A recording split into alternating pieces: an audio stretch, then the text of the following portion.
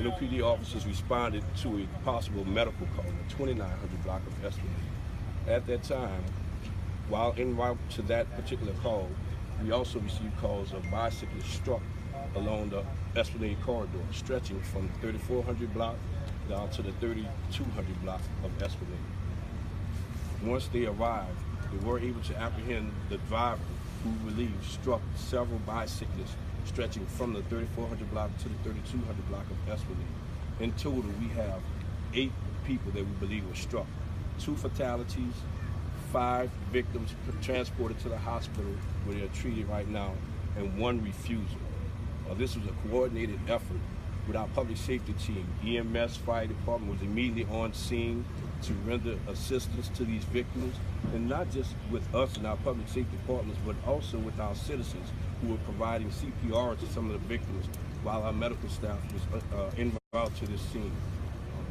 So right now, this individual is in custody, and he's going through standard protocol with regards to breathalyzers, DNA, blood exam, things of that nature to determine his condition at the time of this accident. We do not believe at this point in time that this has anything to do with the Endymion parade. Everything is still under initial investigation as to the individual that is being arrested right now, where he was going, where was he coming from, as well as our victims. Where were they going, where were they coming from? We are still under initial investigation with everything. I will ask Dr. Nichols to give you an update on the victims that are involved in this. Good evening. So as the chief said, this was a complex incident that spanned over almost 3 blocks here on Esplanade.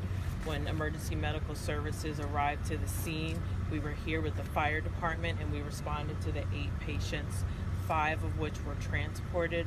3 out of those 5 were in critical condition at the time of their transport. The 1 refusal was in stable condition. It did not want to go to the hospital. Our mutual agencies, including Acadian, did help us in this response. They all were transported to the Trauma Center, University, and we have been in touch with those physicians, and the trauma doctors are working diligently at this time, and we are receiving updates on their care.